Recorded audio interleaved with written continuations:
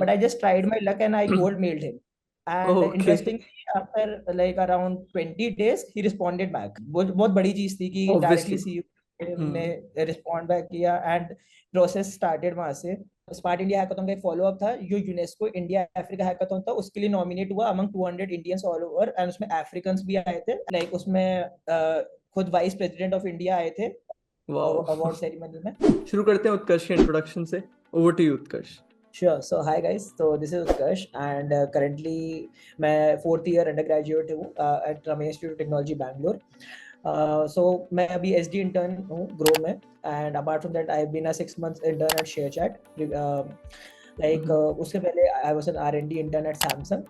So like this has been a long continuous journey of internships and all, and recently I cracked an off-campus opportunity of internship plus SD at Zomato. Apart from this, I'm a person like जो हमेशा interested रहा है development side, and I have been exploring hackathons and stuff. So मतलब मेरा पूरा ऐसे ही रहा है mostly कि going to hackathons, learning stuff, building stuff. So mostly मेरा ऐसे रहा है. डेवलपमेंट साइड आपका ज़्यादा फोकस रहा है. बहुत बढ़िया यार. बहुत सारी चीज़ें जान रहे होंगे इस वीडियो के अंदर, क्योंकि अभी रिसेंटली मैंने एक वीडियो भी डाला था ऐसी 10 हैकाथॉन जिनके थ्रू कंपनीज हायर करती हैं. तो यार देखो, जितनी भी तुम्हारी अपॉर्चुनिटीज थी वो सारी तुम कौन कौन सी ऑफ कैंपस थी, कौन सी ऑन कैंपस थी, पहले तो वो बता दो. और उसके अलावा तुमने वो अपॉर्चुनिटीज ग्रैब कैसे करी, मतलब मिली कैसे तुम्हें वो अपॉर्चुनिटीज, वो भी बता दो. सीन वाज समथिंग लाइक कि मैं सेकंड ईयर से ही एक्चुअली थोड़ा बहुत इंटर्नशिप्स वगैरह में इंटरेस्टेड था. तो आई स्टार्टेड लर्निंग फ्लटर सबसे पहले, और मैं फ्लटर ऐप डेवलपमेंट के थ्रू सबसे पहले छोटे मोटे इंटर्नशिप्स उठाया था. एंड वो जो इंटर्नशिप थे वो यूजली इंटर्नशाला से होते थे या लिंक्डइन के थ्रू, जैसे जो नॉर्मल स्टार्टअप्स में होते हैं, जो बिल्कुल अर्ली स्टार्टअप्स होते हैं. तो वहाँ पे मेरा एक्चुअली फोकस रहता था कि if I have learned the tech stack तो मैं उसमें कंट्रीब्यूट कर पाऊँ, मतलब उससे सीख पाऊँ. मतलब it was kind of like judging my self कि क्या मैं उसमें अभी भी इतना वेल वर्स्ड हूँ कि नहीं. तो मैं इसलिए एक इंटर्न करता था. तो सेकेंड ईयर में मतलब मेरा मोस्टली ऐसे ही रहा कि मतलब मैं छोटे मोटे इंटर्न्स वगैरह कर लिया.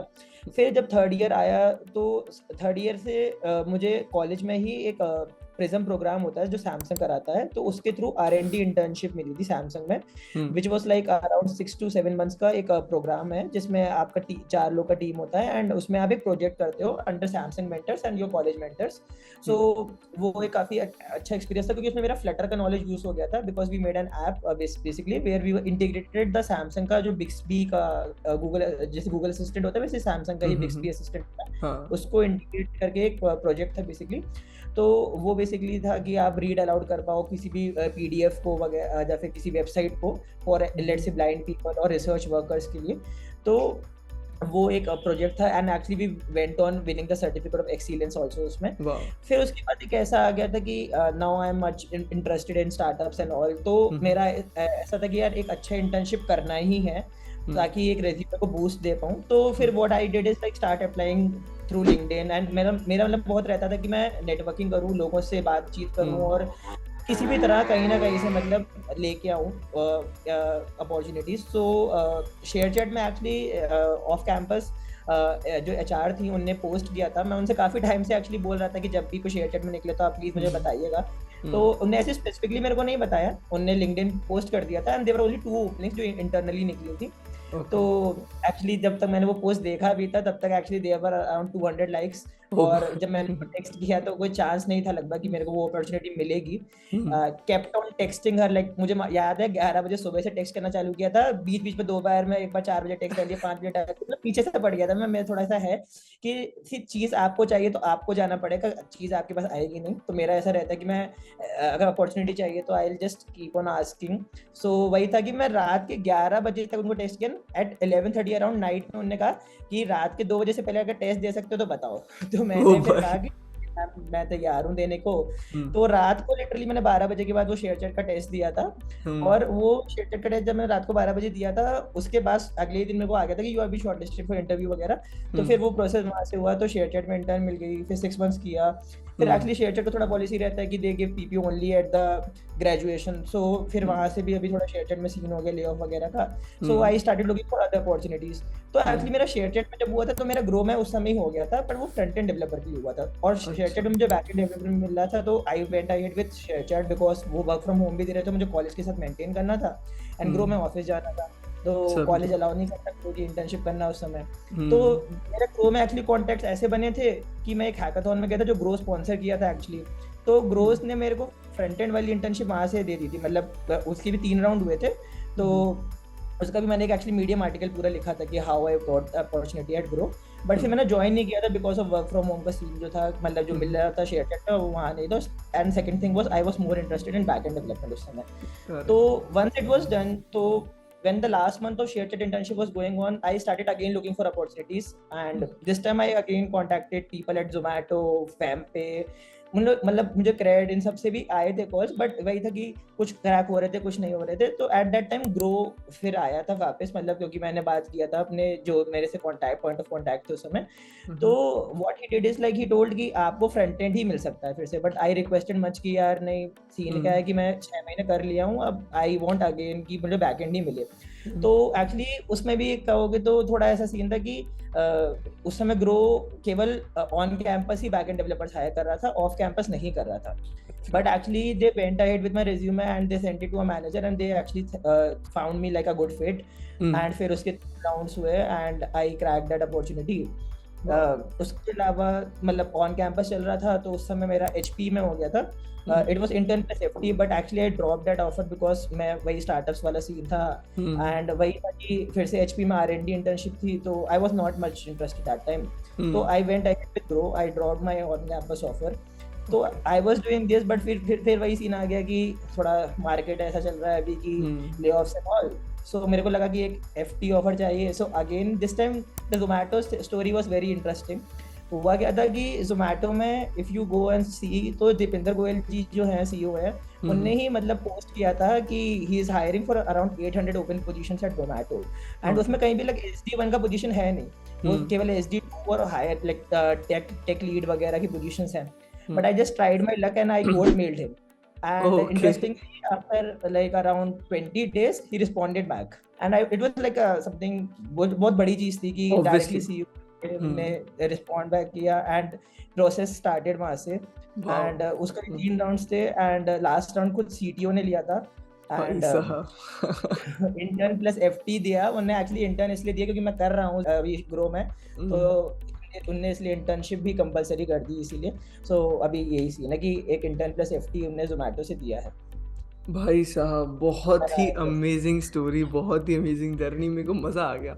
और इतनी सारी चीजें मेरे को पुल आउट करनी है, उन पे भी क्वेश्चन अभी पूछता हूँ। पहली बात तो यार तुमने रिक्रूटर से शेयर चैट के लिए पहले से कनेक्टेड थे, वो बहुत अच्छा पॉइंट है। तो जितने भी स्टूडेंट्स देख रहे हैं, अगर कोई अपॉर्चुनिटी चाहिए तो ऐसा नहीं आज जाके कनेक्ट करो उन लोगों से, पहले से कनेक्टेड रहो, पहले से उनसे कनेक्शन बनाओ। This is LinkedIn is for right. Secondly आपने उन्हें बार बार जब ओपनिंग आई तो उन्हें बार बार लाइक परेशान नहीं किया, but you kind of took that initiative कि भाई नहीं, मेरे को चाहिए ना तो मेरे को मेहनत करनी पड़ेगी, इंस्टेड कोई और मेरे लिए, या सामने वाला क्यों मेहनत करेगा आपके लिए। एग्जैक्टली मतलब वही चीज है कि मैंने उनको बोल दिया था HR को कि आप मतलब मेरे को बता देना, पर ऑब्वियसली ऐसा मैं अकेला नहीं होऊंगा, उनको मैसेज करने वाले 50 लोग और भी होंगे, टेल एनीवन कि हाँ देखो ओपनिंग आई है। सो अगर आपको पता चला है तो you just go and take that initiative कि आप बार बार मैसेज करो। एग्जैक्टली और बेसिकली यही कुछ चीज़ होती है जो आपको स्टैंड आउट करती हैं। तीसरी चीज़ जो मेरे को पसंद आई वो थी ग्रो की हैकाथॉन वाली। यार सोचो हैकाथॉन्स इतनी ज़्यादा, आई डोंट नो CP का तुम्हारा कोई बैकग्राउंड रहा है वैसे? CP एक्चुअली सीन क्या था कि मतलब जैसे जब मैं बताया था सेकंड ईयर में मतलब मैं डेव कर रहा था, तो ऐसा तो एक डर तो रहता ही है कि यार अगर डेव करते रहेंगे क्या पता आखिर में DSA राउंड में पार हो गए। तो मैंने DSA साइड बाय साइड करना स्टार्ट कर दिया था, मतलब स्ट्राइवर की वीडियो से प्लस थोड़ा पेप कोडिंग वगैरह से। तो मेरे को वही था कि मैं अपनी प्रॉब्लम सॉल्विंग पे भी काफी काम करता था, और फिर मैंने CP स्टार्ट कर दी थी। मतलब तो उसमें मतलब मैंने कोड फोर्सेस भी लगाया है, कोड शेफ भी लगाया है, बट ऐसे में कभी एकदम डीप इनटू नहीं गया। मेरा मेन था कि हाँ कंस्ट्रक्टिव एल्गोरिथम्स को पढ़ के उनके उस प्रॉब्लम सॉल्विंग पे ज्यादा फोकस रखना था, तो इसलिए मैं उस हिसाब से करता था। हाँ मतलब एक्सटेंसिव तुमने CP नहीं करी तो, लेकिन हैकाथॉन जिसमें तुम बहुत ज्यादा डेवलपमेंट में इंटरेस्टेड थे उसकी वजह से तुम्हें मतलब मैं फ्रंट एंड रोल भी मिला। हैकाथॉन्स गया था और ऑलमोस्ट 10 के ऊपर जीता हूं, तो ऐसा 10 के ऊपर जीते हो, बहुत ही नेशनल लेवल पे मतलब 3 है, 3 या 4 नेशनल लेवल पे है उसमें। मतलब जैसे एक फिलिप्स का जीता था, तो फिलिप्स में भी एक्चुअली इंटर्नशिप का मौका था, पर उस समय वो इंटरव्यू नहीं क्रैक हुआ था। और फिर रैकाथॉन था जो रैकुटेन कराती है, वो उसमें थर्ड आए थे ऑल ओवर वर्ल्ड था, एक्चुअली वो इंटरनेशनल था। उसके अलावा ये स्मार्ट इंडिया हैकाथॉन जीत गए।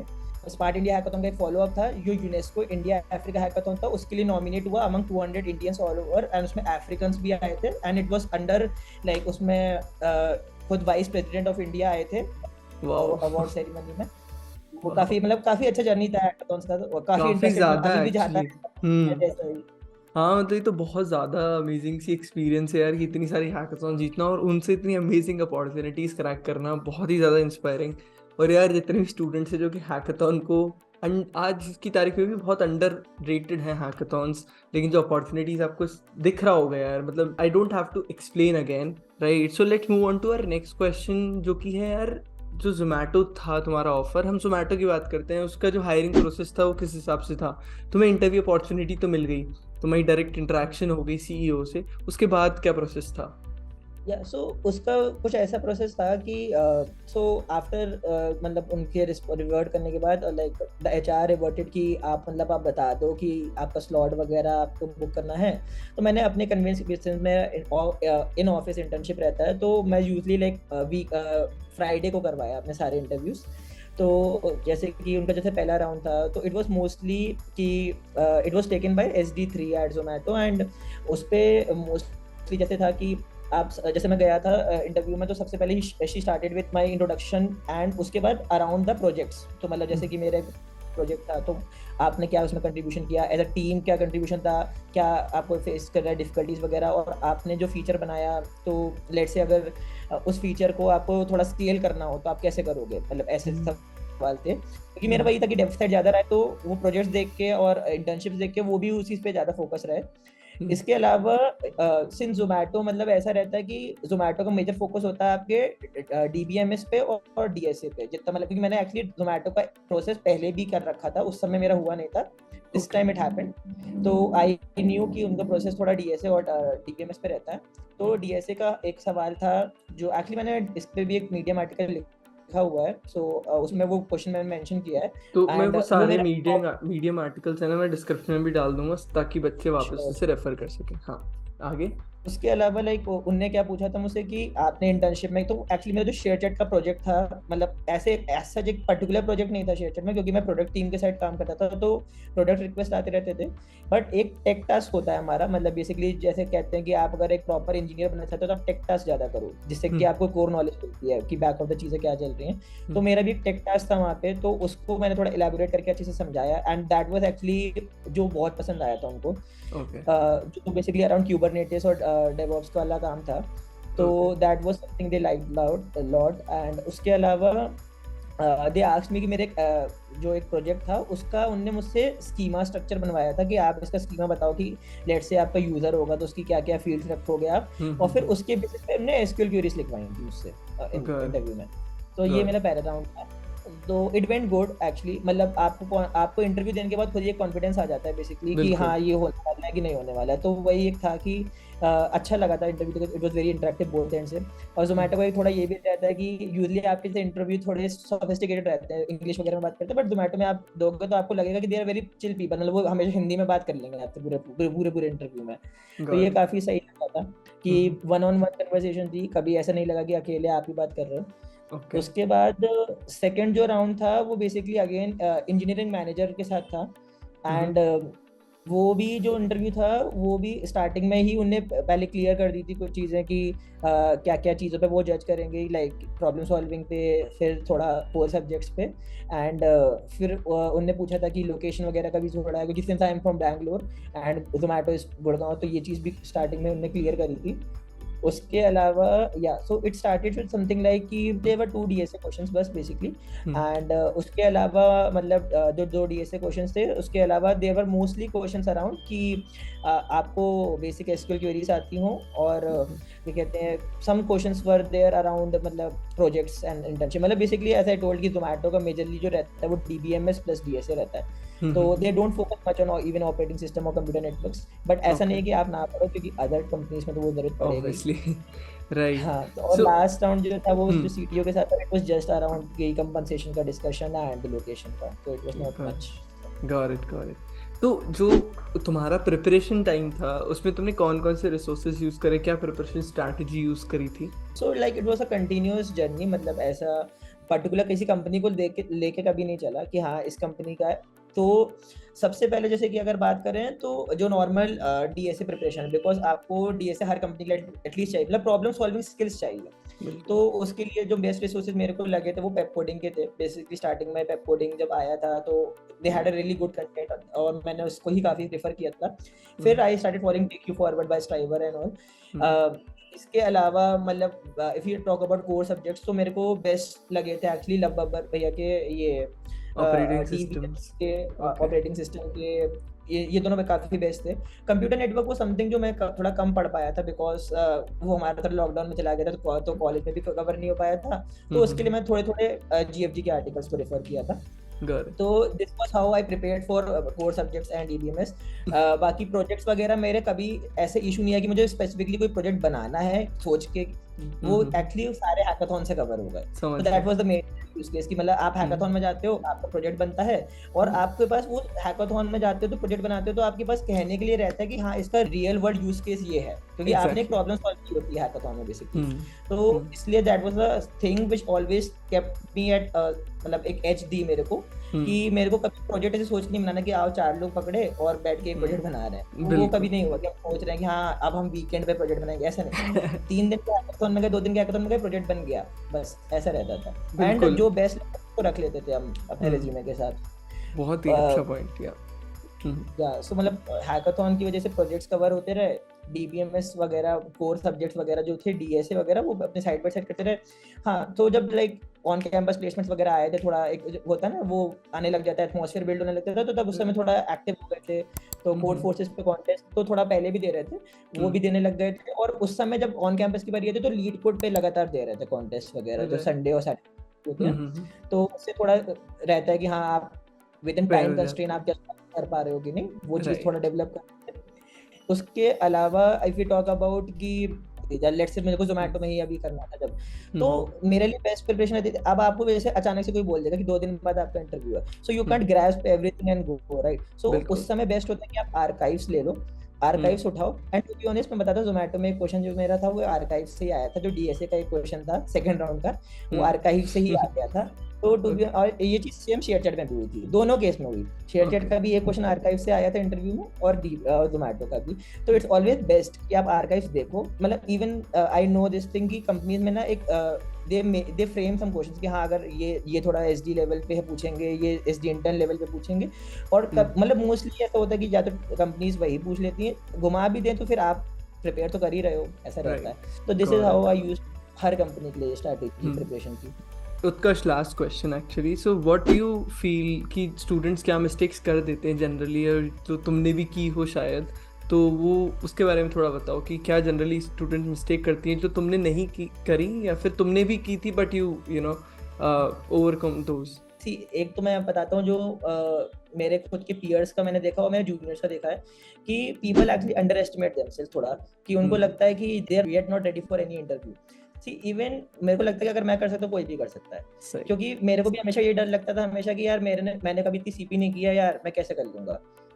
क्योंकि आज के टाइम पे सीपी का वर्ल्ड ऐसा है कि मतलब पूरा है, तो फिर मेरे को भी ऐसा डर लगता था कि यार कोई इंटरव्यू आएगा मैं नहीं कर पाऊंगा। लेकिन आए तो पहली बात तो वो आए, तो उसके लिए पहले आपको नेटवर्किंग अच्छी करनी है सबसे पहला। तो बच्चे एक्चुअली मतलब एज अ होल, मतलब it's not only about me, जब मेरे पीयर्स जब मेरे juniors, as a whole I am saying कि लाइक लोग लिंक्डइन को थोड़ा कम यूज करते हैं। और अगर अच्छे से करो, मतलब पीछे पड़ जाओ एचआर, मैं सही बताऊं मेरे डीएम्स में थोड़ा एचआर ज्यादा दिखेंगे व्हाट्सएप के भी रेदर देन अदर फ्रेंड्स, ऐसा हो जाता है। ये मतलब मेरे आसपास के दोस्त मेरे को ये बोलते हैं एक्चुअली। देखो मेरे को ऐसा लगता है कि आपको वही जो मैंने अभी स्टार्टिंग में बोली कि आपको चीज चाहिए तो आपको एफर्ट मारना है, वो चीज आपके पर नहीं आएगी आपके पास।